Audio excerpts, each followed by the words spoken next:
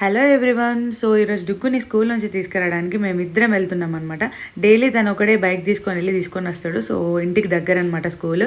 So ఇద్దరం ముచ్చట పెట్టుకుంటూ నడుచుకుంటూ వెళ్ళి డుగ్గుని తీసుకొని వచ్చినాం. డుగ్గు కూడా ఖుషి అయింది మేమిద్దరం వచ్చినందుకు. సో షాప్లో చాక్లెట్స్ కొని ఇచ్చామన్నమాట.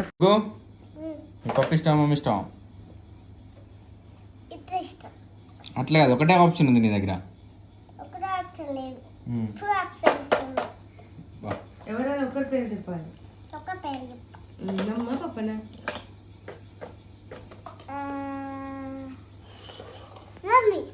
మరి పప్ప ఏం చేసిండ్రా? మరి అల్లరి తిట్టరా? దుగ్గు పప్పు అంటే ఇష్టం లేదా నీకు? ఎందుకురా ఇప్పుడే చెప్పు, పప్పు అంటే ఇష్టం అని చెప్పు. మాకు సార్